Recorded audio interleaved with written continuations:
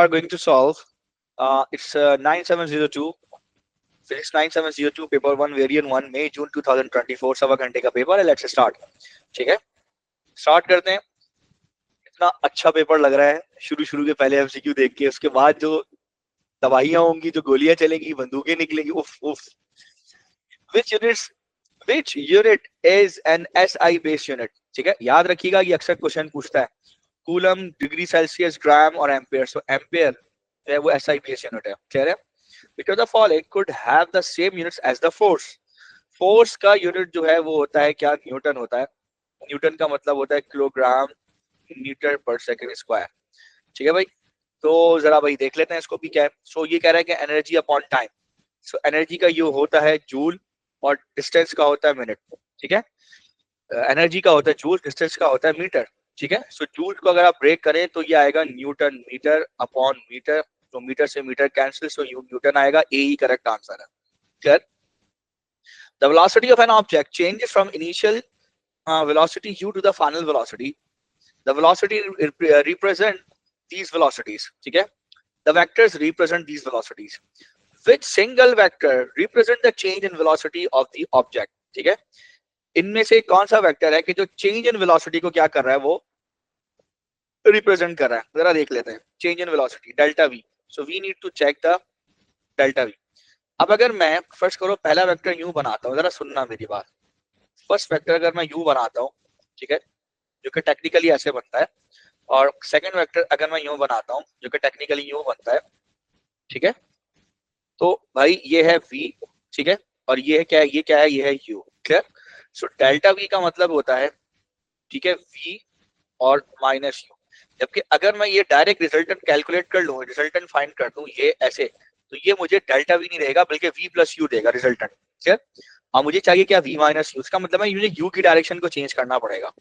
अब u की direction कैसे चेंज करूं भाई, ये तो आप देखें. सो u की डायरेक्शन चेंज करने के लिए मुझे क्या करना पड़ेगा? ये भाई साहब, ये जो एरो है, ये एरो भाई साहब को यहाँ से हटाना पड़ेगा. और यहाँ से हटा के इनकी डायरेक्शन को क्या करना पड़ेगा? अपोजिट, ऐसे. तो ये माइनस के यू हो जाएंगे. क्लियर? आ रही बात समझ में? तो ये यूं हो जाएंगे. अब मैंने आपको बताया था कि इनका रिजल्टेंट जो है वो किस डायरेक्शन में होगा. ठीक है, इनका रिजल्टेंट इस डायरेक्शन में होगा. क्लियर? आप हेड टू टेल रूल से भी ऐड कर सकते हैं. ठीक है, आप वो पैरेललोग्राम भी बना सकते हैं, उस टाइप की शक्ल भी बना सकते हो. ठीक है, इट्स ओके, फाइन, कोई टेंशन नहीं है. सो अगर आप देखें, सो अभी जो रिजल्टेंट होगा ना वो होगा माइनस यू. अभी जो रिजल्टेंट होगा वो होगा माइनस यू प्लस वी. ये आपका रिजल्टेंट है, इसको वी आर कहते हैं. सो वी आर रिजल्टेंट है माइनस यू प्लस वी या वी माइनस यू कहते हैं. सो ये आपको रिजल्टेंट देगा. तो सी इसका करेक्ट आंसर बनेगा. क्लियर है? आ रही बात समझ में? इस तरह से डायरेक्शन चेंज करते हैं और नेगेटिव साइन लगाते हैं. एंड अब ये पढ़ाया है मैंने, बल्कि क्वेश्चन भी कराया है. ये क्वेश्चन मेरे नोट्स के अंदर मौजूद है क्या बच्चों? सर असाइनमेंट भी दिया था उसका. हाँ, असाइनमेंट में है, क्वेश्चन में ही तो बता चुका हूँ मैं. An object is moving with the initial velocity u. The object is then moved with uniform acceleration a until the time t until it reaches the final velocity v. Which equation describe the motion of the object? So जाहिर सी बात है, आपको पता है कि formula क्या होता है? v is equals to u plus at होता है. तो देखिए कौन सा है. ये तो नहीं है बिल्कुल भी. ठीक है, at स्क्वायर ये भी नहीं है. इन दोनों में से देख लिए ये भी नहीं है, यही लग रहा है मुझे. ठीक है, सो अगर इसको रीअरेंज करें तो u is equal to v minus A T. Clear? तो यही बनेगा. नेक्स्ट आ जाए, which calculation produces a vector quantity. कौन सी कैलकुलेशन में से वेक्टर क्वांटिटी को प्रोड्यूस करेगी? तो सीधी बात है, अगर मैं करंट इनटू टाइम करूंगा तो ये चार्ज आएगा. Final displacement minus initial displacement करें तो वो डेल्टा डी डिस्प्लेसमेंट वेक्टर ही है. वर्क डन अपॉन टाइम जो है वो आपको पता है क्या होता है? पावर होता है. और हाफ एम वी स्क्वायर ये काइनेटिक एनर्जी होती है. तो इस हिसाब से बी करेक्ट आंसर है. चेंज इन डिस्प्लेसमेंट भी यही होता है, अगर आपको याद हो. ठीक है, तो मैंने ये करवाया भी, वो अभी है जिसमें एक हाइट पे वो जाता है, फिर वहां से वो वापस नीचे आता है, या नीचे से टिप खा के बहुत ऊपर जाती है. इस तरह का कुछ सीन था, मुझे याद पड़ता है. तो इनिशियल माइनस फाइनल करें या फाइनल माइनस इनिशियल करें, ठीक है, तो आपके पास ये वाला जो पॉइंट आएगा ये, ओहो, ये आपके पास डेल्टा ही आएगा. ठीक है, ये डेल्टा आएगा, चेंज आएगा, डेल्टा डी आएगा. ठीक है, इस तरह का सिचुएशन था, याद करें आप. ठीक है, एनीवेज, तो कह रहा है कि thermometer can be accurate to an accuracy of 0.5 plus 1 is 0.5 degree centigrade. The thermometer is used to measure the temperature from 40 to 100. What is the percentage uncertainty in the measurement of the temperature? अच्छा जी, सो ये absolute uncertainty given है, इन्होंने percentage निकालना है. सो भाई का मतलब है नीचे रेंज में बात करेगा, सही है, नीचे मीन नहीं होगा. लेकिन दोनों सूरतों के अंदर एक चीज है अयान जो मैं बताऊं, दोनों सूरतों के अंदर न्यूमरेटर में आपका लीस्ट काउंट ही आएगा, जो मैंने कंक्लूड किया. देख रहे हो यहां पर, अभी मैं इसका फॉर्मूला बताता हूं. देखो दोनों सूरतों में जब भी तुम्हें एब्सोल्यूट अनसर्टेनिटी निकालनी हो, ठीक है, सो दोनों सूरतों में अगर इंस्ट्रूमेंट से बात करें तो एब्सोल्यूट अनसर्टेनिटी अगर इंस्ट्रूमेंट से निकालते हो तो वो लीस्ट काउंट या रेजोल्यूशन आती है. आ रही बात समझ में? लीस्ट काउंट या रेजोल्यूशन है. अब इसका लीस्ट काउंट जो इसने कहा है यहाँ हमें पढ़ के लग रहा है वो क्या है, 0.5 है डिग्री सेंटीग्रेड. ये तो ठीक है. डिनोमिनेटर में ये बात तुम्हारी ठीक है, ये मैंने नहीं पकड़ा, ठीक है, कि टेम्परेचर राइज की बात कर रहा है वो, ठीक है. So when he is talking about temperature rise, ठीक है, डिनोमिनेटर में वो टेम्परेचर राइज की बात कर रहा है. अगर वो टेम्परेचर राइज की बात कर रहा है तो अब हमने क्या करना पड़ेगा, हम निकालते हैं इसकी रेंज, ठीक है, और रेंज को हाफ करते हैं तो वो अनसर्टेनिटी देता है, ठीक है. सो वो अनसर्टेनिटी वो अपने जो देंगे डिनोमिनेटर में रखेंगे, सो वो क्या करेंगे, रेंज को हाफ से हाफ करेंगे. अब रेंज क्या है, function at maxima minus function at minima divided by 2. Maximum कितना है समझो, वही वाली बात है, कितना है मैक्सिमम, कितना है तुम्हारा 100 माइनस कितना है 40 डिवाइड बाई 2, कितना हो जाएगा भाई, मतलब 30. अब तुम रखोगे फॉर्मूले में क्या, यहाँ पर 0.5 जो कि उसकी एब्सोल्यूट अनसर्टेनिटी है, डिवाइड बाई कितना रखोगे तुम, 30 मल्टीप्लाई बाई 100 करो, कितना आ रहा है 1.67. 1.67 आ रहा है. मेरे ख्याल में नियरेस्ट यही बनेगा, डी बनेगा, ठीक है. अच्छा जी आगे बढ़ते हैं, इसको मिटाते हैं, इसको आगे बढ़ते हैं. ये आंसर हमारा हो गया 7 का, डी हो गया 1. अच्छा, द डायग्राम शोज, आगे मूव करते हैं. The diagram shows the path of a golf ball which to describe the change in horizontal and vertical component of the golf ball's velocity when air resistance is ignored. जी भाई, horizontal component क्या आएगा, अच्छा वो horizontal बात कर रहा है, दो चीजों पे बात कर रहा है, वो डिसेलेशन की बात भी कर रहा है, वो वेलोसिटी की बात भी कर रहा है. यू नीड टू अंडरस्टैंड, ठीक है. तो डिसेलेशन तो है ही नहीं, हॉरिजॉन्टल एक्सेलेरेशन है वो भी 0 है. सो भाई अच्छा, अब कुछ बच्चे मुझसे ये भी सवाल करते रहे पास करने, सर देखें 0 भी तो कांस्टेंट है, लेकिन वो कभी बोलेगा नहीं, वो 0 के लिए वर्ड कांस्टेंट यूज नहीं करेगा, वो सीधा सीधा 0 बोलेगा. 0 भी तो कांस्टेंट है ना, 0 कांस्टेंट है, फिक्स है, तो वो नहीं बोलेगा. तो ये कैटेगरी में बैठता नहीं है यहाँ पर, ठीक है.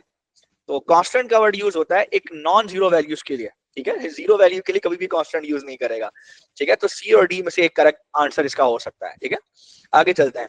उसके बाद अगर सी को पढ़े तो कांस्टेंट एक्सेलरेशन डाउनवर्ड, ठीक है, जो कि 9.81 पड़ती है मीटर पर सेकंड स्क्वायर, और कह रहे हैं एक्सेलरेशन डिक्रीजेस अपवर्ड. नहीं नहीं नहीं, ये नहीं है. कांस्टेंट वर्टिकल एक्सेलरेशन कांस्टेंट होती है, सी करेक्ट आंसर है, डी गया.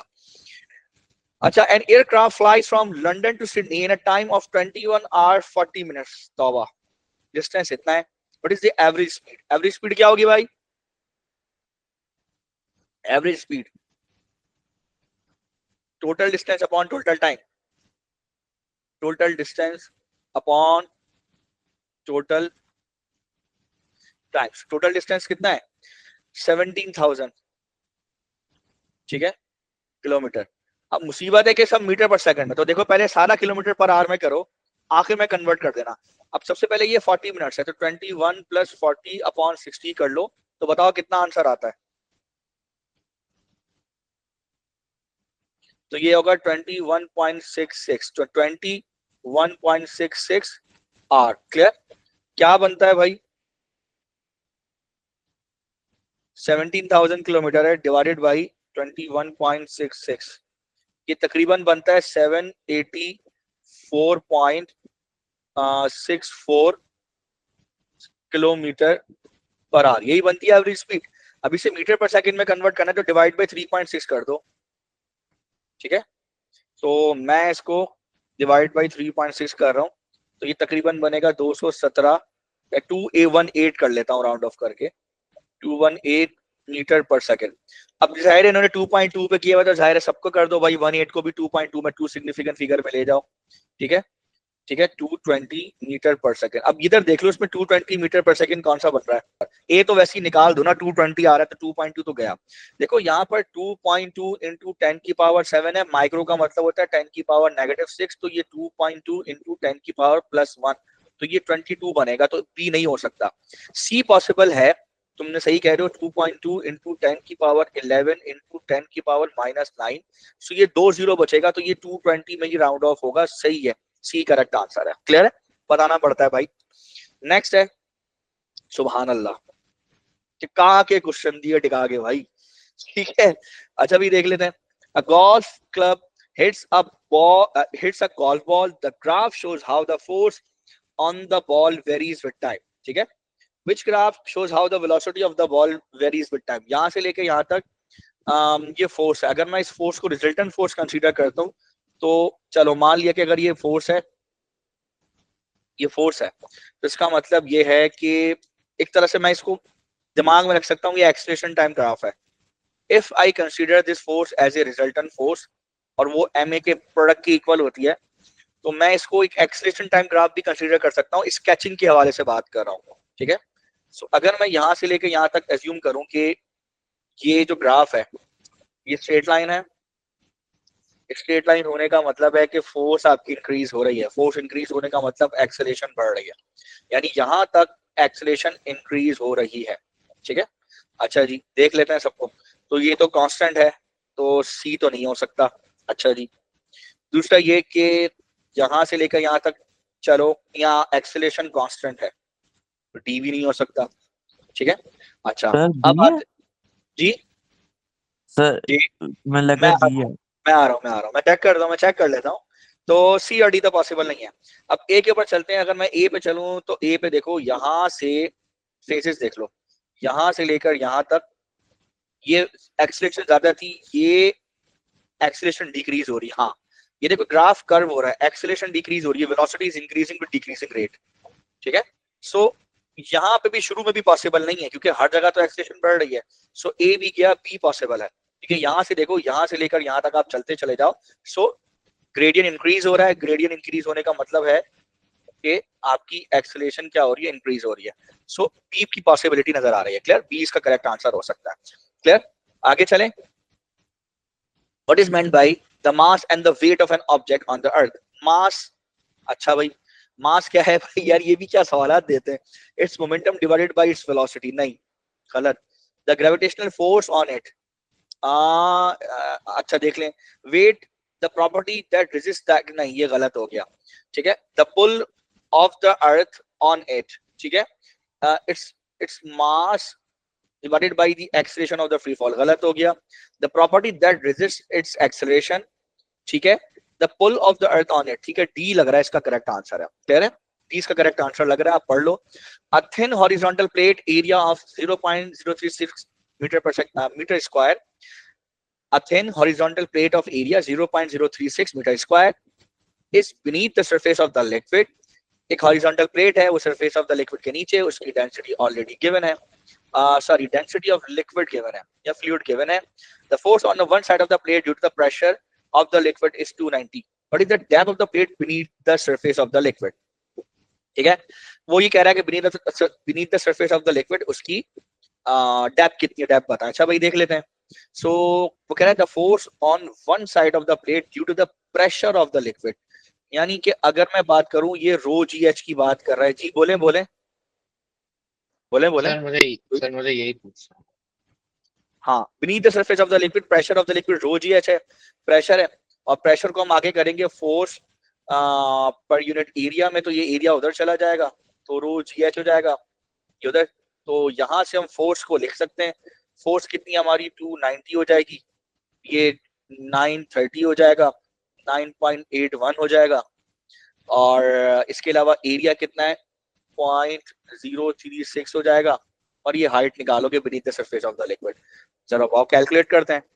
290 divided by 930 multiply by 9.81 multiply by 0.036, 0.88।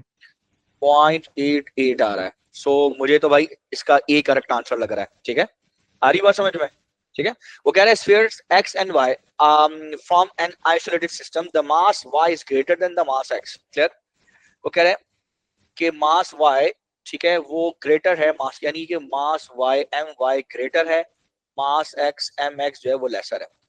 Sphere y is initially stationary, ठीक है, sphere x collides elastically with sphere y. अच्छा मैं बना लेता हूं भाई, क्योंकि मेरा रेस्ट में है, ठीक है, स्फीयर x कोलाइड है इलास्टिकली और स्फीयर x है वो कोलाइड कर रहा है इसके साथ, ठीक है. अच्छा जी, वो कह रहा है कि my का मास जो है वो ज्यादा है, ठीक है भाई, इसका मास my ज्यादा है और जो mx है इसका मास जो है वो कम है, ठीक है. The speed of that before collision is u, इसकी स्पीड u है आगे. Which statement must be correct. अच्छा भाई स्टेटमेंट पूछ रहा है, चलो भाई स्टेटमेंट का भी जवाब दे देते हैं, ठीक है. Let's talk about it. Statement देख लेते हैं. The sphere x rebounds with the speed that is greater than u and sphere y moves off with the speed that is less than u. ये कह रहा है कि ये जाएगा, इससे टकरा के वापस आएगा. अगर ये रिबाउंड करेगा तो सवाल है ये पीछे क्यों जाएगा. मेरा सवाल है कि अगर इसका मोमेंटम कंजर्व होगा, ये आएगा टकरा के वापस आएगा, तो ये पीछे क्यों जाएगा, ठीक है. ये एक क्वेश्चन है. तो मुझे उस हिसाब से ए पे डाउट हो रहा है. आ रही बात समझ में, वो पढ़ो ना. वो कह रहा है कि वो अच्छा चलो अगर रिबाउंड हुआ भी तो ये कह रहा है कि वो टकरा के वापस आएगा, ये स्टेशनरी है, टकरा के वापस आएगा ग्रेटर देन यू से. ऐसा कैसे हो सकता है, ठीक है. ये क्वेश्चनेबल है. बात है कि देखो अगर ये टकरा के वापस आ रहा है और ये ऑलरेडी रेस्ट में है, तो वो उसकी स्पीड ग्रेटर देन यू कैसे होगी. एक सोचने वाली बात है, ठीक है. अगर अपोजिट डायरेक्शन में चले हम माइनस यू कहते हैं, समझ में आती बात, लेकिन ग्रेटर देन यू कहते. हाँ अगर ये इसे हिट कर रहा है, इसे बैट को बॉल से मारते हैं तो बात समझ में आती थी. ये लॉजिक नहीं समझ में आ रही है. आगे चलते हैं. तो ये एक जो ग्रेटर देन यू वाली बात है ना, ये मुझे एक तंग कह रही है, ठीक है. इसकी वजह से मैं इसको इग्नोर कर रहा हूँ, इसको रिजेक्ट कर रहा हूँ. The sphere x rebounds with the speed that is less than u. ये बात हो सकती है कि ये जाए,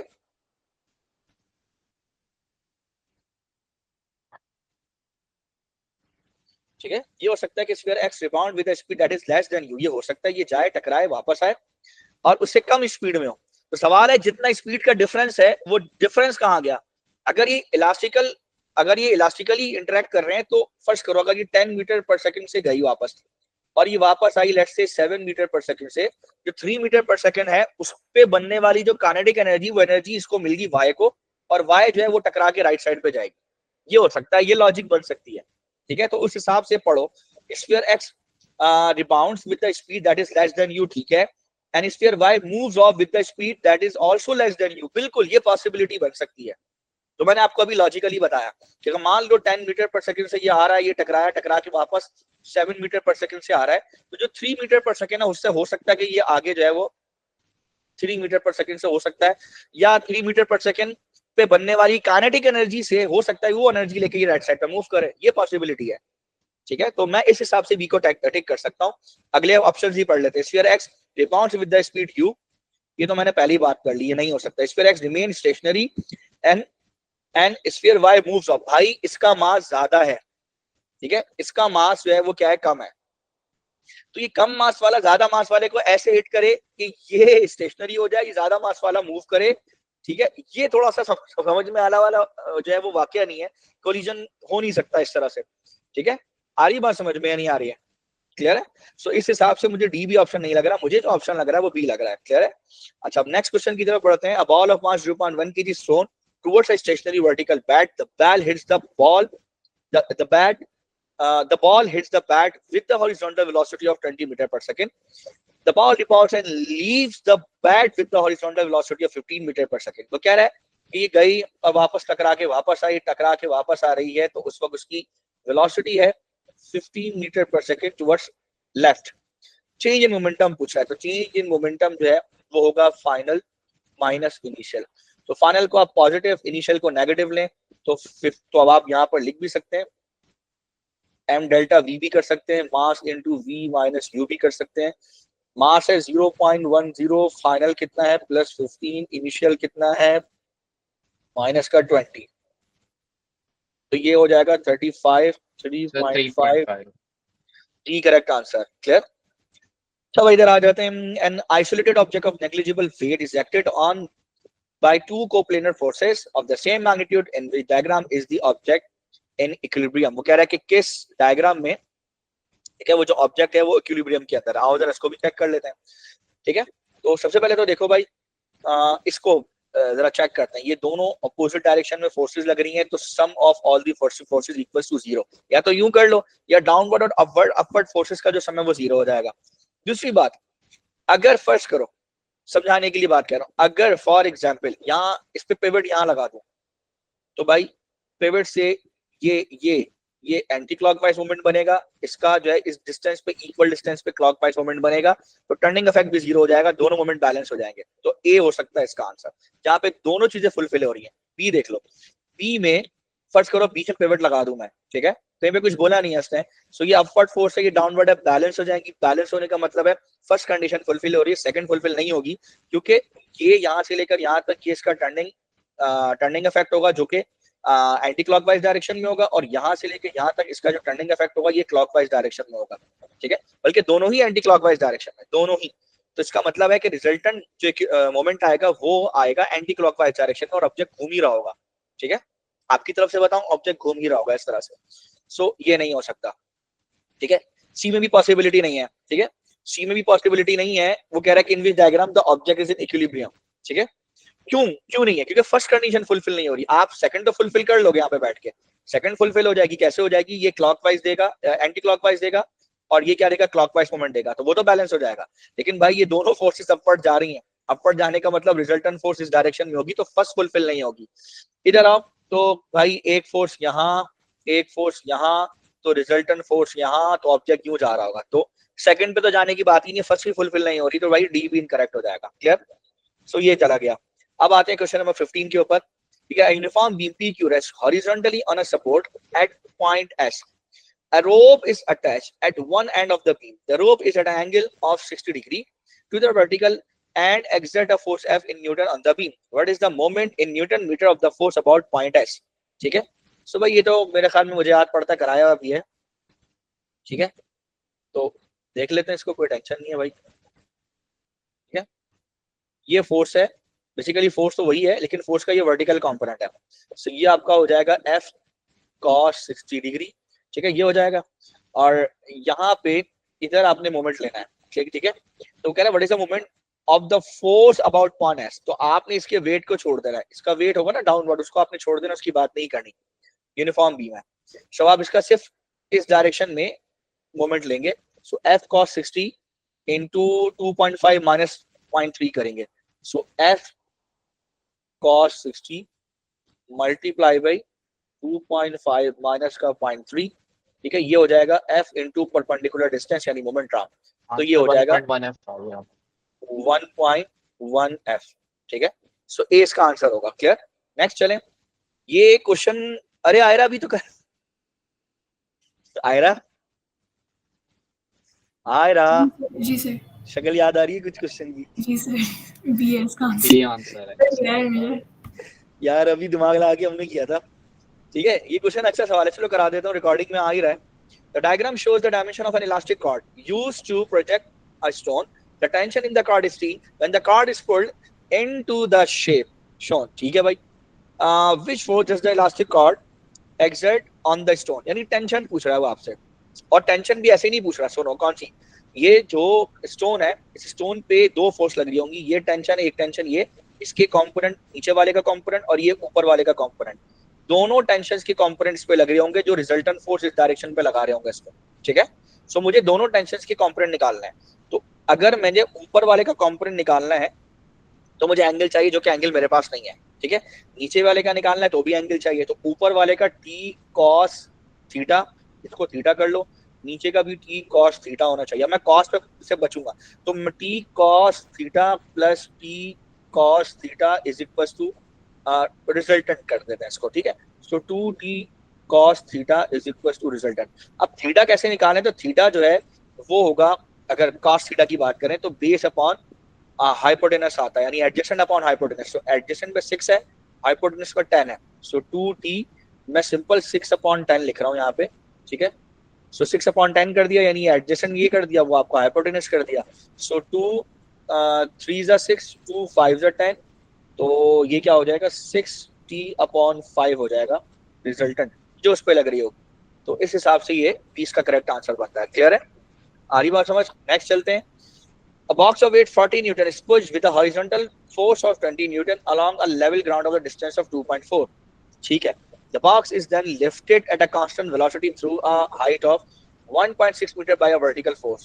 What is the total work done on the box by the two forces? अच्छा जी, देख लेते हैं. तो सबसे पहले हॉरिजॉन्टली देख लेते हैं. वो क्या कह रहा है कि उसका 20 न्यूटन उसने पुश लगाया और 2.4 मीटर्स का डिस्टेंस है. ठीक है. सो 20 इंटू 2.4 करो, कितना होता है? सर 48 होगा। 48 जूल. ये उसने वर्क डन किया. फिर उसने कांस्टेंट वेलोसिटी पे उसको ऊपर बॉक्स को उठाया. ये तो हॉरिजॉन्टल था जब यूं जा रहा था. जब वर्टिकल जा रहा था, कांस्टेंट वेलोसिटी का मतलब होता है कि वेट और अपवर्ड फोर्स बराबर हो जाती है. तो मैं अगर इसे वर्क डन कराऊं तो F इंटू हाइट करूं या वेट इंटू हाइट करूं, एक ही बात है. तो अब जो वर्टिकल वर्क है वो होगा वेट. वेट कितना है? 40 मल्टीप्लाई बाई हाइट कितनी है? 1.6. कितना होगा भाई? 64 64. 112 जूल्स What is the आएगा total? टोटल। 48 प्लस 64 कितना होता है? 112 112. तो राउंड ऑफ करके अगर टू B. सिग्निफिकेंट फिगर पे तो फिर बी करेक्ट आंसर होना चाहिए. क्लियर है? Which statement about efficiency is correct? Efficiency does not have a unit. हाँ भाई, खैर. A plane wave of amplitude A is incident on the surface area S placed so that it is perpendicular to the direction of the travel of the wave. The energy per unit time reaching the surface is E. The amplitude of the wave is increased to 2A and the area of the surface is reduced to 1/2. How much energy per unit time reaches the smaller surface? Energy समझें. तो आप energy जो kinetic energy, basically हम link करते हैं kinetic energy से, लेकिन ये कि सिर्फ समझने के लिए मैं आपको लिंक कर रहा हूँ काइनेटिक एनर्जी से, वरना आप समझ लें कि एनर्जी जो है उसमें काइनेटिक एनर्जी में फॉर्मूला होता है हाफ mv² और एक फॉर्मूला होता है v is equal to a omega. Omega is the angular frequency. तो अगर मैं इसकी जगह पे 1/2 m और वेलोसिटी की जगह a और ओमेगा लिख दूं, सो ये देखिए ये a फॉर एम्पलीट्यूड है. सो ये a का स्क्वायर बनेगा, ये m होगा, ये हाफ होगा, ये ओमेगा होगा, छोड़ दे बाकी सारी चीजें. सो ये एनर्जी का लिंक आपका जो बनेगा वो एम्पलीट्यूड के स्क्वायर से बनेगा. ठीक है? तो इसलिए मैं डायरेक्ट यहाँ पे लिख रहा था कि energy is directly proportional to square of the amplitude. फिर एम्पलीट्यूड उसने क्या कर दिया? डबल कर दिया. तो जाहिर है कि इसको बैलेंस करने के लिए लेफ्ट साइड पे 4e करेंगे. सेकंड एक्सप्रेशन की भी हम बैलेंस कर लेते हैं. सेकंड एक्सप्रेशन में अगर आप देखें, ठीक है, so energy is also directly proportional to surface area. कैसे पता? देखो, मैं इंटेंसिटी से लिंक करूंगा पावर पर यूनिट एरिया, और पावर जो है वो energy upon time upon area. Clear? अब जरा इसको मैं रीअरेंज करूं. ठीक है? सो एनर्जी, ठीक है, एनर्जी को मैं एक तरफ लेके चला जाता हूं. ठीक है? तो इंटेंसिटी, ठीक है, एरिया और उसके अलावा टाइम. ठीक है? सो अगर मैं इसको लिंक करूं इंटेंसिटी और टाइम को कांस्टेंट रखूं, यानी टाइम ऑफ एक्सपोजर भी कांस्टेंट रखूं, इंटेंसिटी भी कांस्टेंट रखूं, और दो कि मैंने एम्पलीट्यूड इंक्रीज कर रहा हूं, तो देखो that is directly proportional to surface area. अच्छा, सरफेस एरिया के लिए मैं ए यूज नहीं करूंगा, मैं यहाँ पे एस यूज कर रहा हूँ. तो ये एरिया के लिए मैं एस यूज करूंगा. क्लियर है? आ रही बात समझ में? ठीक है, बात समझ आई या नहीं आई भाई? तो energy is directly proportional to surface area. ठीक है, तो मैं एरिया की जगह यहाँ पे मतलब ए की जगह एस यूज कर रहा हूँ. अगर मैं ये लिख करता हूँ और फिर मैं नेक्स्ट में देखता हूँ, नेक्स्ट में वो क्या कर रहा है, इसको हाफ कर रहा है, तो जाहिर है इसको हाफ करेगा तो लेफ्ट साइड उसको हाफ रखना पड़ेगा. सो अब मैं कंबाइन इफेक्ट देखूंगा. कंबाइन इफेक्ट देखने के लिए मैं ई रखूंगा, दोनों फैक्टर्स रखूंगा. ठीक है, मल्टीप्लाई बाय 4 मल्टीप्लाई बाय 1/2 करूंगा तो कंबाइन फैक्टर में ये 2e आएगा. आ रही बात समझ में? इस तरह से ही होगा. क्लियर है? समझ आ गई? बढ़ो आगे. नेक्स्ट क्वेश्चन है. अरे आयरा, याद है ये वाला क्वेश्चन? जी सर. सब निकल के आ रहे हैं. अच्छा भाई, इसका आंसर है बी. ठीक है, इसका आंसर है बी. उसकी वजह क्वेश्चन पढ़ते हैं. Steel ball is falling at constant speed. Steel ball है, जाहिर सी बात है कि हैवी बॉल है, तो उस पर एयर रेजिस्टेंस जो है वो एक्ट नहीं करेगी. अगर करेगी भी तो बहुत कम करेगी. वो कांस्टेंट स्पीड से आ रहा है. ठीक है, और कांस्टेंट स्पीड से आने का एक मतलब ये भी होता है कि उसकी अपवर्ड और डाउनवर्ड फोर्सेस बैलेंस है. सो कांस्टेंट स्पीड का मतलब उसकी काइनेटिक एनर्जी क्या होगी भाई? कांस्टेंट. तो ये और ये तो हटा दें आप, ये सब हटा दें. सो ए और बी में से एक आंसर होगा. दूसरा ये कि जाइए कांस्टेंट स्पीड से आ रही है और जाहिर है ऊपर से नीचे आ रही है, तो इसका मतलब है उसकी हाइट डिक्रीज हो रही है, तो ग्रेविटेशनल पोटेंशियल एनर्जी भी डिक्रीज होगी. ठीक है, अच्छा ग्रेविटेशनल पोटेंशियल एनर्जी कैसे डिक्रीज होगी? लीनियरली होगी. That will not be decrease non linearly, वो ये नहीं होगी, वो लीनियरली डिक्रीज होगी, क्योंकि फार्मूला आप पढ़ें ग्रेविटेशनल पोटेंशियल एनर्जी में, आप देखेंगे mgh होता है। तो सूरतों में 20 का करेक्ट आंसर है, ए नहीं हो सकता। ठीक है, नेक्स्ट चलते हैं। When a force of 8 newton, sorry 0.8 newton is applied to a spring, the length of the spring is 90 millimetre, when the force of 1 point, अच्छा भाई इधर लिख लेते हैं, तो 90 मिलीमीटर की एक्सटेंशन है। ठीक है, जब कितना है, फोर्स कितनी है, 0.8 न्यूटन है। सो यहाँ पर लोड लिख लेते हैं या फोर्स कर लेते हैं इसको, और यहाँ पर ये इसकी एक्सटेंशन है। वो कह रहा है when a force of 1.3 Newton is applied, अब कह रहा है कि लेंथ कितनी है, अच्छा ये एक्सटेंशन नहीं है, सॉरी ये लेंथ है, ये लेंथ है, ये इट्स नॉट एक्सटेंशन। ठीक है, इट्स लेंथ। क्लियर, तो हम बीच में रिलेशनशिप का साइन नहीं लगा सकते। ठीक है, कोई रिलेशन नहीं होगा, वो डायरेक्टली लीनियरली रिलेशन होगा उसके दरमियान। सो 1.3 है और ये क्या हो जाएगा, ये 115 मिलीमीटर हो जाएगा। The spring obeys Hooke's law, what is the spring constant of the spring. ठीक है, हाँ जी, 0.8 न्यूटन पे 90 मिलीमीटर है, सो 1.3 पे 115 मिलीमीटर होगा। के बीच की ढूंढ सकता हूँ ना, यहाँ से लेकर यहाँ तक की ढूंढ सकता हूँ ना। सो मुझे ये पता लग जाएगा कि 1.3 माइनस 8 पे 115 माइनस 90 हो जाएगा ना, ये मैं पता कर सकता हूँ। 3 माइनस 0.8 से होगा 1.3, हाँ 0.8 है ना, सही, सॉरी 0.8 है। सो इस पे लिंक कर सकता है ना, वो कोई ऐसे टेंशन वाली बात नहीं है। सो अब मुझे रिलेशन पता चल जाएगा कि फोर्स और उसका रिलेशन, वैसे मुझे पलट के लिखना चाहिए लेकिन एनीवेज खैर समझ में आ जाएगा। पर न्यूटन 50 मिलीमीटर होगा। देखो ये आएगा, बिल्कुल ऐसे ही आएगा। 1.3 माइनस 0.8 करो, कितना आता है, 0.5 न्यूटन, 25 और ये मिलीमीटर इस साइड पे, 50, ये 50 आएगा ना, नहीं 25 मिलीमीटर होगा, ये 25 आएगा।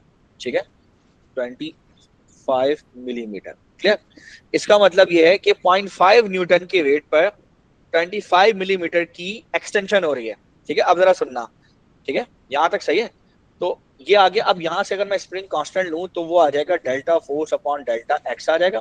सो 0.5 डिवाइडेड बाई कितना है, 25 टाइम्स 10 पावर -3, हाँ इसका आंसर 20 न्यूटन पर मीटर आ जाता है। बिल्कुल ऐसे ही है।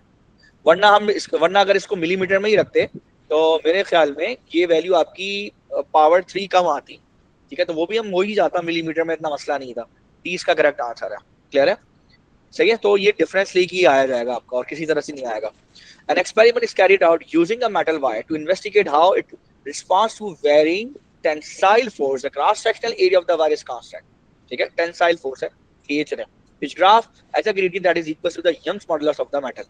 नहीं, ये नहीं हो सकता। ये 1 upon stiffness होगी, ये stiffness होगी, ये Young's modulus होगा, ये 1 upon Young's modulus होगा। C करेक्ट आंसर है। क्लियर है, ग्रेडियंट चेक कर लो।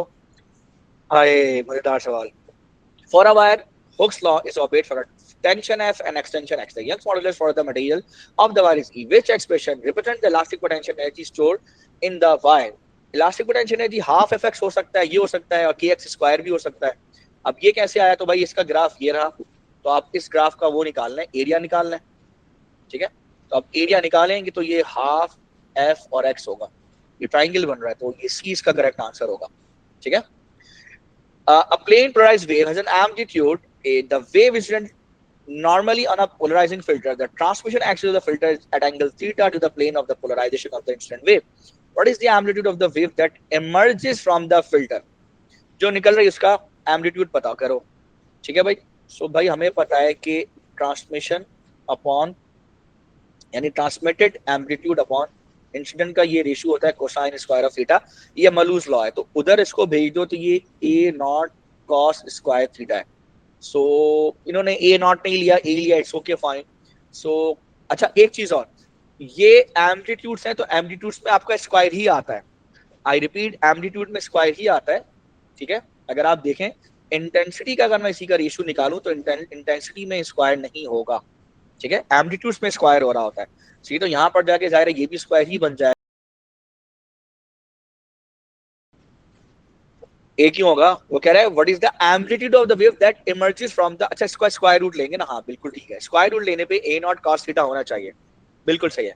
स्क्वायर रूट लेने पर ए नॉट कॉस थीटा, अब इसका स्क्वायर रूट ले लो 80 ले लो, ठीक है, बोथ साइड पे। यानी कि मैं लेके दिखा देता हूँ भाई, क्योंकि जाहिर है रिकॉर्डिंग में आएगा तो ये कैंसिल आउट होगा। सो ए नॉट कॉस थीटा, तो ए करेक्ट आंसर होगा इसका। क्लियर है? नेक्स्ट चलते हैं electromagnetic waves travelling through a vacuum. What could be the wavelength and period of the electromagnetic wave. वो कह रहा है कि उसका पीरियड और उसका जो वेवलेंथ है वो प्लीज आप मुझे बताइए। वैक्यूम के अंदर जा रहा है तो देखो सी इन एक काम करते हैं, इसका एक तरीका है। इसका तरीका ये है, ऐसे सवाल बहुत मजेदार होते हैं। इसमें तरीका ये होता है कि आप रेशियो निकाल लो। आपको पता है क्या होता है formula, v is equal to F lambda होता है। v is equal to lambda by period होगा। तो अब आप v की जगह यहाँ पे जो है काम करो, आपने बेसिकली c प्रूफ करना है। c is equal to lambda by period. इन तमाम को डिवाइड कर लो, मतलब वेवलेंथ को पीरियड से डिवाइड करो, जो रेशियो c के इक्वल आ गया, ठीक है, वो इलेक्ट्रोमैग्नेटिक वेव होगी जो वैक्यूम से जा रही है। ये हो सकता है। आ रही बात समझ में? जो मेरी नॉलेज कहती है, जो मेरा दिमाग कहता है, वो एग्जैक्टली ये होने वाला है। आओ देखते हैं, ठीक है। सो भाई टेरा का मतलब होता है 10 की पावर 12, ठीक है। मेगा का मतलब होता है 10 की पावर 6। गीगा का मतलब होता है 10 की पावर 9। क्लियर? पीको का मतलब होता है 10 की पावर -12। और क्या माइक्रो का मतलब होता है 10 की पावर -6। और नैनो का मतलब होता है 10 की पावर -9। अजीब खेल खेल रहा है भाई, ठीक है। आइए, सो ये हो जाएगा, दोनों को डिवाइड कर लो यार, कैलकुलेटर में कर लो। पावर 12 रख लो, इसको पावर +6 रख लो। प्लीज इनको डिवाइड करो और बताओ ये रेशियो क्या आ रहा है। तुम ही लोग करो, जल्दी करो। सर पहले वाले से नहीं हो रहा और दूसरे वाले से भी नहीं हो रहा। अरे वैल्यू तो बता दो चाचू, मैं लिख रहा हूँ, मैं बता तो रहा हूँ, रिकॉर्डिंग में आ रहा, मुझे लिखना है ये चीज। सही एक सेकंड। बी की value 4.8 times 10 to the power -33 आ रही है। 4.8 इंटू 10 इसका -33। ए की बताओ। सही, वो भी बता रहा हूँ। सो 1.2 एक्सपोनेंट -10 + 12, तो -2 डिवाइडेड बाय 2.5 एक्सपोनेंट 6। सर ए का 4.8 टाइम्स 10 टू द पावर -17 आ रहा है। 4.8 10 टू द पावर -17। -17 तो मुझे नहीं किसी सूरत नहीं लग रहा।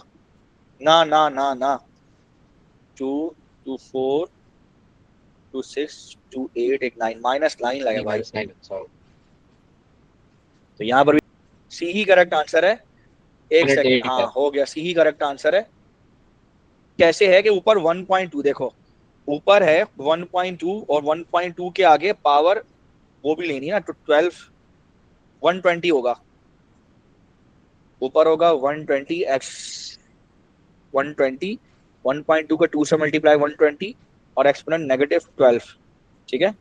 और नीचे क्या है, नीचे क्या है डिनोमिनेटर में 4 एक्सपोनेंट -19 जनाब। ये आएगा 2 2 4 2 6 2 8। बिल्कुल ठीक है, सी करेक्ट आंसर है भाई। तो डी की तरफ जाने की जरूरत ही नहीं है, सी आ गया तो बस करेक्ट आंसर यही है, ठीक है। तो रेशियोज चेक करने हैं आपने खाली। क्लियर? आगे बढ़ते हैं। Light of the frequency 6.7 exponent 40 hertz in a vacuum is incident normally on a diffraction grating that contains, ओहो, लाइंस इतनी 4.0 एक्सपोनेंट लाइंस पर मीटर, यानी 1/d की वैल्यू है। Clear? What is the angle between the adjacent second and third order intensity maximum. वो कह रहा है सेकंड और थर्ड ऑर्डर के बीच का एंगल है। कैसे निकालेंगे आप, प्लीज कोई मुझे बताएगा? Sir n lambda equals 3 sin theta. जी, D sine theta equals to N lambda. तो सबसे पहले तो आप ये करेंगे कि डी भी दिया, अच्छा फ्रीक्वेंसी गिवन है, सो यहाँ से आप वेवलेंथ कैलकुलेट करेंगे। सबसे पहले सेकंड ऑर्डर पे एंगल निकालेंगे, थर्ड ऑर्डर पे एंगल निकालेंगे, दोनों एंगल का डिफरेंस लेंगे। प्लीज जल्दी से ये काम करिए। अब कैसे करेंगे मैं लिख भी देता हूँ यहाँ पे, ठीक है। तो ये फॉर्मूला है आपके पास। यहाँ से थीटा को एक तरफ कर लें, सबसे पहले तो थीटा एक तरफ कर लें, कुछ इक्वेशन आप बना लें, तो ये हो जाएगा एन लैम्डा अपॉन डी, ठीक है। और इसको एक तरफ करके साइन इनवर्स, ये इक्वेशन एक जनरलाइज कर लें ताकि आपको यूज करने में आसानी हो, ठीक। अब मैं ये हटा रहा हूँ, इस इक्वेशन को ऊपर लिख रहा हूँ, ठीक है। सबसे पहले आप ये सेकंड ऑर्डर है, तो सेकंड ऑर्डर के लिए थीटा 2 के लिए निकालें, तो साइन इनवर्स जो है 2 इंटू लैम्डा। अब लैम्डा साइड में कर लें, lambda is equal to V upon क्या हो जाएगा एफ, यानी सी अपॉन एफ हो जाएगा। सी 3 इंटू 10⁸ अपॉन एफ। एफ कितना है 6.7 इंटू 10⁻14। कोई मुझे बताएगा लैम्डा की वैल्यू कितनी आ रही है? 447 नैनोमीटर, यानी 4.47 आएगा। 4.47 एक्सपोनेंट -7 डिवाइडेड बाई क्या हो जाएगा डी।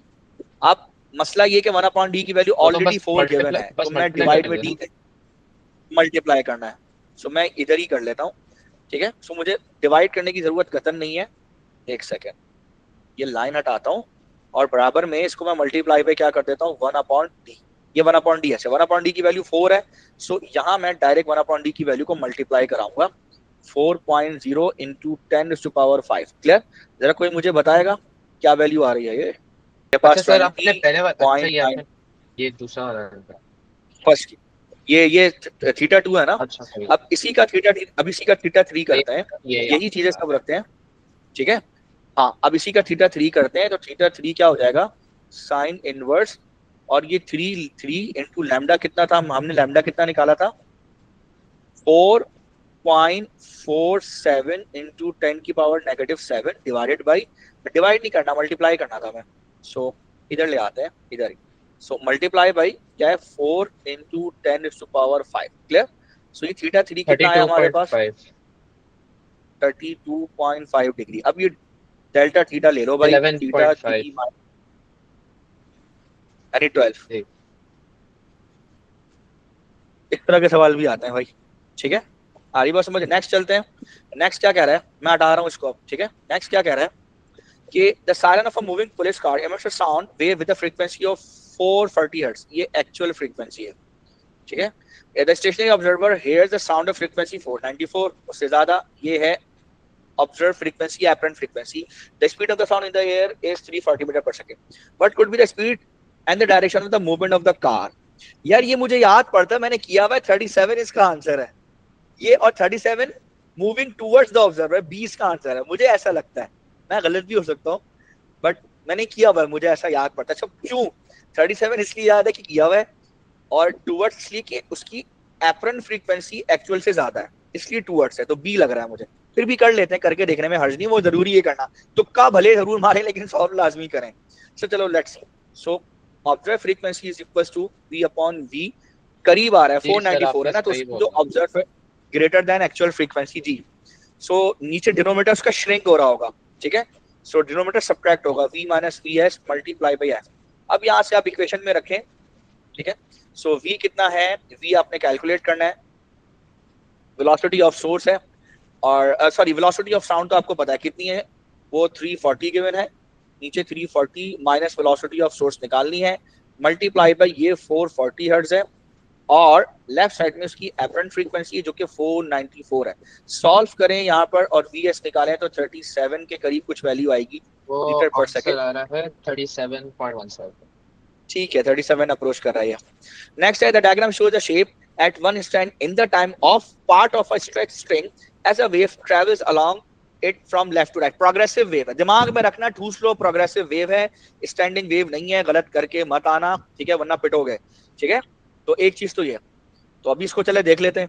वो कह रहे हैं कि what are the directions of the velocities of the point 1 2 3 on the string at this instant in time, ठीक है। अच्छा भाई, डायरेक्शन ऑफ द वेलोसिटीज पे बात कर लेते हैं, ठीक है। अब सबसे पहले तो ये कि पॉइंट 1 देखो भाई, ये देखो, याद करो कारपेट के नीचे वो चूहा बिल्ली टॉम एंड जेरी जा रहा है, वो वाली एग्जांपल दी थी, याद है। ये ऐसे ऐसे ऐसे जा रहा है कारपेट यूं, और नीचे से टॉम एंड जेरी जो है वो पहले जेरी पे टॉम, ये इस तरह से जा रहा है। तो जब यूं जा रहा होता था तो ये वाला पॉइंट जो पीक के बाद, यानी पीक जो है मेन जो उसका मैक्सिमा है, उस मैक्सिमा के बाद ये सारे पॉइंट जो है वो ऊपर की तरफ जा रहे होते थे, और ये सारे पॉइंट वो नीचे की तरफ जा रहे होते थे। क्लियर है? इस तरह से दिमाग में रखो।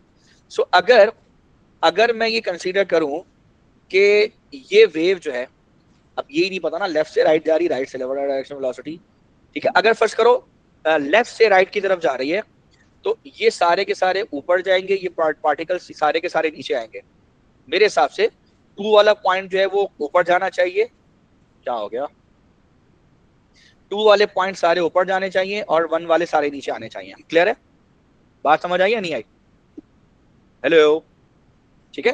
फिर यहां पर भी एक और पीक है, ये मैक्सिमा है, यानी मैक्सिमम इसका स्टैंडिंग सॉरी इसका स्टेशनरी पॉइंट कह लीजिए, ये भी मैक्सिमा है इसका। तो जाहिर है मैक्सिमा के इधर भी यही होगा कि ये सारे नीचे जाएंगे, और अगर आगे एक और पॉइंट होता तो ये सारे के सारे कहाँ जा रहे होते, ये ऊपर जा रहे होते, जो कि नहीं बनाया। तो इस हिसाब से मुझे लग रहा है भाई इसका डी ऑप्शन ठीक है। क्लियर है? अब चलते हैं next. Which wave can not be a longitudinal wave? A diffracted wave, ठीक है, जो कि डायफ्रैक्ट हो रही हो, ठीक है, वो कह रहा है कि वो कौन सी। देखो जितनी भी वेव हैं जो कि लॉन्गिट्यूडनल होती हैं वो पोलराइजेशन का फिनोमेना नहीं करती हैं, क्योंकि पोलराइजेशन का फिनोमेना ट्रांसवर्स वेव कर रही होती है, लॉन्गिट्यूडनल वेव नहीं करती। Is it clear? समझ में आ रही बात? सो इसी से आपको पता लग जाना चाहिए कि आंसर इसका बी है। वो कह रहा है कि which wave can not be a longitudinal wave, तो पोलराइज वेव, क्योंकि पोलराइज हुई है वो लॉन्गिट्यूडनल वेव नहीं होगी, वो ट्रांसवर्स ही होगी, ठीक है, वो मल्टीपल प्लेन में जो है वो ऑसिलेट कर रही होती है, तो उसको आप सीधा सिंगल प्लेन में लेके आते हो पोलराइजेशन के through. Microwaves are emitted from the two sources at point X and Y. The two waves meet at a point Z. The diagram shows the path of the two waves. ठीक है, दोनों मिल रही हैं, Z पे जाके मिल रही हैं. The waves emitted from point X and Y are coherent. But is the direct consequence of the two waves being coherent? इसके डायरेक्ट कॉन्सिक्वेंसेस क्या हो सकते हैं? ठीक है, ये आप मुझे बताइए। चलें पढ़ते हैं इसको पहले। There is a constant phase difference in the path length YZ and XZ. There is a constant difference in phase. देखो constant difference in path ये नहीं हो सकता। कैसे? देखो उस दिन भी मैंने आपको बताया था कि लेट्स से इसने x से लेकर z तक 2 लैम्डा कवर किया, इसने 5 लैम्डा कवर किया, तो हर लैम्डा के बाद अगर आप इससे कंपैरिजन करोगे ना तो नहीं बैठेगा। तो जो डिफरेंस होता है वो पार्ट डिफरेंस हमेशा टोटल डिस्टेंस पे निकाला जाता है शुरू से, तो वो 5 माइनस 2 ये आखिर में जाके आपका डिफरेंस बनेगा 3 लैम्डा। तो कांस्टेंट डिफरेंस इन पाथ का जो कॉन्सेप्ट है ये बैठ नहीं रहा यहाँ पे। फेज डिफरेंस हर एंगल पर आप डिफरेंस ले सकते हो या कंपैरिजन कर सकते हो, ठीक है। पाथ तो हमेशा कवर करने के बाद ही डिफरेंस लिया जाता है, ठीक है। तो इस हिसाब से ये ए का बैठ नहीं रहा, ये आंसर नहीं बैठ पा रहा, यानी लॉजिक नहीं बन पा रही है की, ठीक है। बी पे चलते हैं। कह रहे हैं there is a constant difference in phase between the two waves. ये तो अंडरस्टूड है कि कोहेरेंट का मतलब ही कांस्टेंट फेज डिफरेंस होता है, जिसमें फ्रीक्वेंसी आपकी सेम होगी तो कांस्टेंट फेज डिफरेंस होगा। अगर ये कहते हैं कि कांस्टेंट फ्रीक्वेंसी है या सेम फ्रीक्वेंसी है, इस तरह की बात करता तो भी हम बी पे टिक करते अगर बी में ये ऑप्शन होता। क्लियर है? समझ में आ रही है बात या नहीं आ रही है? ठीक है, सो 20 का करेक्ट आंसर है। भाई क्या हो गया, सारे ठंडे पड़ गए, ठीक है। What is the unit of resistivity? Resistivity का यूनिट क्या होता है भाई? रो एल अपॉन एरिया, ये होता है आर। सो रेसिस्टिविटी को एक तरफ कर दो, आर ए अपॉन एल। सो ये आपका हो जाएगा ओमेगा, ये मीटर स्क्वायर, ये मीटर, एक से एक कैंसिल, ओमेगा मीटर, ठीक है, यानी ओम मीटर। सर मुझे याद है ये मॉक में आया था, और जी मैं ओम मीटर मैंने ओम मीटर कैलकुलेट करने के बावजूद भी जो है ओम पर मीटर सर्किल कर दिया था। यार बस यही होता है जल्दी की वजह से भाई, नहीं किया करो, और एक दफा प्लीज दोबारा रीचेक किया करो। रीचेक में भी मसले होते हैं, जल्दी जल्दी में रीचेक करते करते। साइकोलॉजिकली बताऊं, मैथमेटिक्स में अगर तुमने कभी फॉर एग्जांपल 2 into 3 कहीं पे 1 लिख दिया है, साइकोलॉजिकली जब तुम रीचेक कर रहे होगे ना मैथ्स को, तो तुम जल्दी जल्दी में 2 into 3 1 ही पढ़ रहे होगे। अक्सर ऐसा होता है, रियलाइज नहीं करोगे, नहीं करते। तो अगर तुम्हें लग रहा है कि तुम्हारा आंसर गलत आ रहा है ना, तो प्लीज कोशिश करो पूरा मिटा के दोबारा करो, तो फिर तुम्हें पता चलेगा अच्छा बीच में क्या गलती कर रहे थे। अगर तुम क्रॉस चेक करते हुए ये देख रहे हो आंसर गलत है, पूरा दोबारा से करो, बजाय कि बीच बीच में उसको चेक करते रहो, वरना इस तरह की गलतियों की पकड़ में नहीं आती, ठीक है। A kettle is connected to a 250 volt mains, ठीक है। What are the possible ways of power of the kettle and the current? So यार वो तो रेशो निकाल लो ना, सब रेशो से ही चेक होगा सारा, और क्या तरीका होगा इसका, खत्म। मेरे ख्याल है कर लो तुम लोग। सो ये V is equal to P upon I कर लो, खत्म। तो जिसमें तुम्हारा 250 वोल्ट आ जाए बस वो आंसर होगा। तो पावर है 500 अपॉन 0.5 करो जी, 500 अपॉन 5 करो तो ये 100 आएगा। 2500 तो ये आएगा 25,000 जी, और ये कर लो तो 250 आएगा। डी करेक्ट आंसर है। Clear? This circuit result in output voltage increasing with increasing temperature. वो कह रहा है कि टेम्परेचर बढ़ाने से किस सर्किट का वी आउट इंक्रीज होगा, अभी देख लेते हैं, ठीक है। अभी चेक करते हैं। अच्छा मैं पहले देखूं, सर सी। चलो लेट्स सी, मैं तुम्हारी सी से स्टार्ट करता हूँ। चलो अगर मैं इसका टेम्परेचर लेट्स से इंक्रीज करता हूँ तो इसका जो वोल्टेज है इसका जो एनटीसी है नेगेटिव टेम्परेचर कोफिशिएंट, तो इसका रेजिस्टेंस क्या होगा, डिक्रीज होगा। इसका रेजिस्टर डिक्रीज होगा, रेजिस्टेंस डिक्रीज होगी तो इसका वोल्टेज डिक्रीज होगा, तो इसका वोल्टेज क्या हो जाएगा, इंक्रीज। बिल्कुल ठीक है, सी करेक्ट आंसर है इसका, बिल्कुल ठीक है। बाकी भी चेक कर सकते हो, अगर सबसे एक आध तो चेक करो ना ऐसी, ठीक है। तो अगर इसका टेम्परेचर इंक्रीज होगा, इसकी रेजिस्टेंस डिक्रीज होगी, इसका वोल्टेज डिक्रीज होगा, इसका वोल्टेज बढ़ेगा, ओवरऑल तो वही रहेगा जो बैटरी की ईएमएफ है, जो कि यहाँ आउटपुट ले रहे हो, ओवरऑल तो वही रहेगा, ओवरऑल तो चेंज नहीं होगा। तो इस पे कोई फर्क नहीं पड़ेगा वी आउट पे, क्योंकि यहाँ कम हो गया वहां बढ़ गया, टोटल वही रहा, ठीक है। और यहाँ पर क्या है, यहाँ पर जाहिर सी बात है अगर टेम्परेचर आपका इंक्रीज हो रहा है, ठीक है, और रेजिस्टेंस डिक्रीज, वी डिक्रीज, तो ये तो वी आउट तो डिक्रीज ही हो गया। यहाँ पर भी ये सीन है, यहाँ तो वेरिएबल रजिस्टर ही नहीं है, शाबाश डी के अंदर। नेक्स्ट चलते हैं, 4 register, each of the resistors are connected as shown. The total resistance between point X and Y is 120 ohms. अच्छा, what is the magnitude of R? आया, सबसे पहले क्या करना है, इन तीनों को रिमूव करके इसकी जगह एक रजिस्टर लगाना है, वो आएगा 3R, क्योंकि तीनों सीरीज में। और फिर ये R और 3R मैंने शॉर्टकट बताया था कि जब भी कभी पैरेलल में एक रजिस्टर लगाओ जो दूसरे का क्या हो, थ्राइस हो, 3 गुना हो, सो बड़े वाले को जो कि ये लार्जर वैल्यू है इसको डिवाइड बाई, क्योंकि 3 से मल्टीप्लाई किया तो डिवाइड बाई 4 करें, तो ये 3RS को डिवाइड बाई 4 करूंगा तो ये मेरे पास रिजल्टेंट या इक्विवेलेंट रजिस्टर आएगा जिसकी वैल्यू 120 ऑलरेडी गिवन है यहाँ पे। सो इससे इक्वेट कराने पे 4 इधर चला गया, 3 इधर चला गया, तो R की वैल्यू आएगी 120 इंटू 4 डिवाइड बाई 3, ठीक है। तो ये 3 को करें तो ये 44 सा कितना हुआ, 160 ओम्स। ये सी करेक्ट आंसर होगा, ये है तरीका, क्लियर।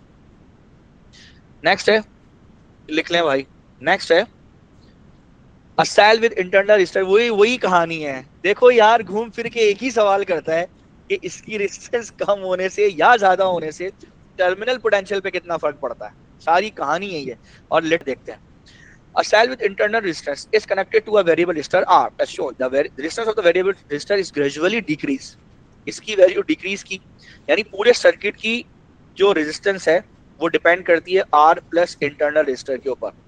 जब उसने यही वैल्यू डिक्रीज कर दी तो ओवरऑल RE की वैल्यू डिक्रीज होगी, तो उससे ही होगा सर्किट का करंट बढ़ेगा, सर्किट से करंट ज्यादा पुल होगा, ठीक है। जब करंट ज्यादा पुल होगा तो सी और डी में से एक आंसर होगा, ए और बी तो गया, क्लियर है। अच्छा, अब सवाल है जब करंट ज्यादा पुल होगा तो मैंने आपको बताया था EMF minus IR is equal to terminal potential. Terminal potential क्या है, वो इन दो किनारों पर होता है, यहाँ पे V लगा लो, ये आपको टर्मिनल पोटेंशियल VT देगा। अब जरा सुनना, ठीक है। अब सीन ये है कि टर्मिनल पोटेंशियल पे क्या होगा, ये सुनो। पहले मिसाल के तौर पे EMF 10 वोल्ट का था, मान लो ये अंदर जो वोल्टेज लॉस हो रहा है मान लो वो 2 वोल्ट का था, तो इन दोनों का डिफरेंस आपका 8 वोल्ट बन रहा था, ठीक है, यानी कि यहाँ पे 8 वोल्ट मिल रहा था। अब अगली बात सुनो, जैसे ही आपने करंट बढ़ाया तो करंट के बढ़ाने से ये करंट बढ़ गया। करंट कैसे बढ़ा, डिस्टेंस कम हो गई पूरे सर्किट की, तो जैसे ही ये आई बढ़ेगा तो R तो इंटरनल रजिस्टर जो है ये वाली वैल्यू तो चेंज नहीं हो रही, तो इन दोनों का प्रोडक्ट भी बढ़ जाएगा। मान लो ये 2 वोल्ट से चेंज होके लेट्स से ये आ गया 7 वोल्ट, इतना बढ़ गया, एज्यूम कर लो कोई भी वैल्यू। सो बैटरी की EMF तो वही 10 वोल्ट है, अब 10 में से 7 निकालो कितना बचेगा, 3 वोल्ट। सो टर्मिनल पोटेंशियल 8 से ड्रॉप होकर 3 पे चला जाएगा। इसका मतलब जैसे ही रेजिस्टेंस आपने डिक्रीज की, करंट पूरे सर्किट का इंक्रीज हो गया, तो टर्मिनल पोटेंशियल डिफरेंस भी डिक्रीज हो गया, तो ये डिक्रीज पे जाएगा। इसका मतलब है सी इसका करेक्ट आंसर है। समझ आ गई बात, मैं बार बार बता रहा हूँ ये चीज, नहीं क्लियर है? मगर सर ये पूछ रहे अक्रॉस सेल टर्मिनल पोटेंशियल क्या है? ठीक है, तो अक्रॉस, जो अक्रॉस पे होगा वो इधर भी तो होगा, सही तो है, बीच में तो कुछ भी नहीं लगा हुआ ना चाचू, सही है। सर अक्रॉस द सेल हमारी टर्मिनल पोटेंशियल इंक्रीज नहीं होती हमारी? ना ना ना, करंट बढ़ेगा तो डिक्रीज होगी, ये इन दोनों का डिफरेंस है टर्मिनल पोटेंशियल, ये डिक्रीज होगा। क्या बात कर रहे हो, टर्मिनल जो है वो इन दोनों का यानी जनरेशन यानी कितना पैदा हुआ माइनस लॉस अंदर कितना हो गया, वो इनका डिफरेंस लोगे तो जो बचेगा वो किनारों पे मिलेगा, ठीक है भाई। मिसाल के तौर पे तुम एक अपने घर में बिस्किट मैन्युफैक्चरिंग कर रहे हो, बाहर जाके बेचते हो, तुमने डेली 10 किलो जो है वो बनाया और उसमें से 1 किलो खुद खा गए, तो मार्केट में जाके बेचा कितना तुमने, ये बताओ। 9 किलो। Simple Okay. सिंपल सी फिलॉसफी है ना। तो भाई ये 10 वोल्ट इसने पैदा किया, 2 वोल्ट खुद ही खा गया अंदर, तो 10 - 2 कितना बचेगा भाई, 8 बचेगा ना। सिंपल इज दैट, क्या चाहिए इसमें और? तो टर्मिनल पे यानी बाहर उसको जो मिलेगा वो मिलेगा डिफरेंस। सही। आगे चलते हैं। अरे अरे यार, ये दोनों ऐड कर लो। सो R1 प्लस R2 एक बेसिकली कंबाइंड रेजिस्टेंस पूछ रहा है, टोटल RT। सो R1 प्लस R2 को एक ले लो, और इसको इसको अच्छा एक काम करते हैं, R1 प्लस R2 को ऐड करके R4 बना देते हैं। मान लो कि यहाँ पर थोड़ी देर के लिए, आसान करने के लिए, आप लोग की आसानी के लिए,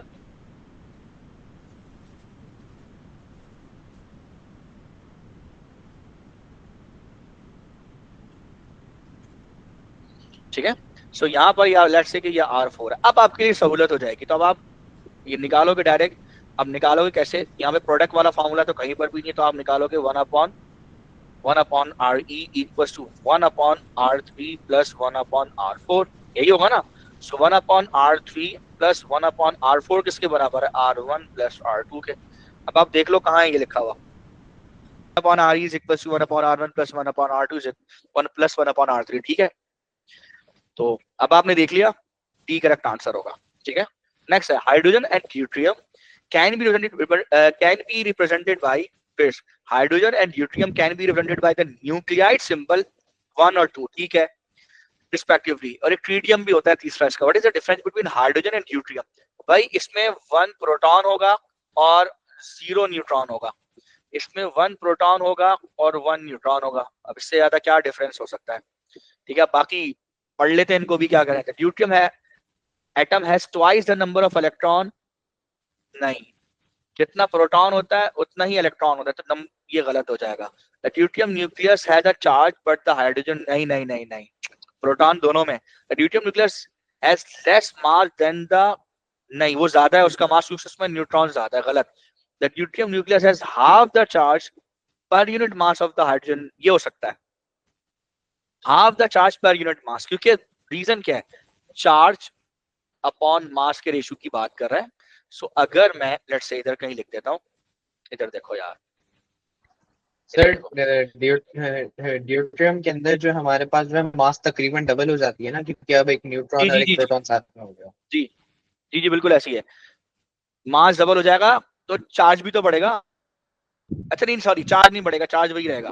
देखो चार्ज वही रहेगा क्योंकि एक ही तो प्रोटॉन है, ठीक है। वो ये तो कह रहा है deuterium has a half the charge per unit mass. तो ड्यूट्रियम का देखो दोनों में चार्ज +1 है, इसका मास 1 यूनिट ले लो, सिर्फ प्रोटॉन था, इसमें प्रोटॉन और एक काम करो, ड्यूट्रियम के अंदर प्रोटॉन और उसके साथ एक न्यूट्रॉन है, तो तुम एक काम करो, प्रोटॉन और न्यूट्रॉन का मास जो है वो इक्वल कर लो थोड़ी देर के लिए, मान लो दोनों का मास इक्वल है। सो अज्यूम करो कि ड्यूट्रियम में 2 प्रोटॉन है, समझाने के लिए कह रहा हूँ, चार्ज के हिसाब से नहीं, समझाने के लिए मास के हिसाब से। तो इसका मास 2 हो जाएगा। तो देखो इसका चार्ज टू मास रेशियो जो है और इसका चार्ज टू मास रेशियो देखो, ठीक है, हाफ है ड्यूट्रियम का इसके हाइड्रोजन इसमें प्रोटियम के कंपैरिजन में, तो इस हिसाब से डी आंसर बनेगा। इस तरह से भी तुम कर सकते हो, आई रिपीट, ठीक है।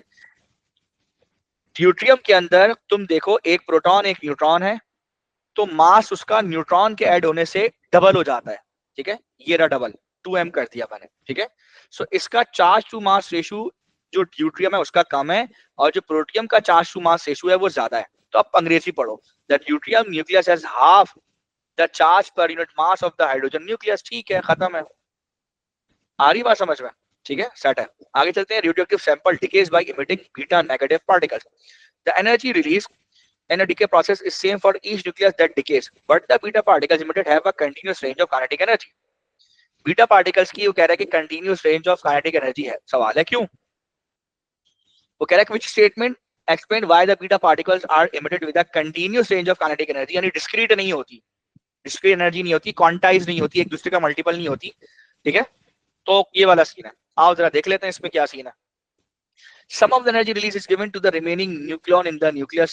Some of the energy release is taken by an emitted anti-neutrino. जनाब एंटी-न्यूट्रिनो की एनर्जी डिपेंड करता है, वो एंटी-न्यूट्रिनो जो रिलीज कर रहा है उसकी एनर्जी क्या होती है वो वेरिएबल है, जिसकी वजह से काइनेटिक एनर्जी जो है बीटा पार्टिकल की वो भी वेरिएबल है। वेरिएबल का मतलब कंटिन्यूस रेंज आ रही है, डिस्क्रीट नहीं है। डिस्क्रीट का मतलब क्या है कि ऐसा नहीं हो सकता कि एक इलेक्ट्रॉन की काइनेटिक एनर्जी अगर 1 इलेक्ट्रॉन वोल्ट है, समझाने के लिए कह रहा हूँ, दूसरे की 3 है, तीसरे की 5 है, चौथे की 7 है, पांचवे की, इस तरह से मल्टीपल में नहीं है। सेट ऑफ रेंज हो सकती है, 1 है तो दूसरे की 1.1 है, तीसरे की 1.3 है, चौथे की 8.9, मतलब रेंजेस में चल रही है, ठीक है।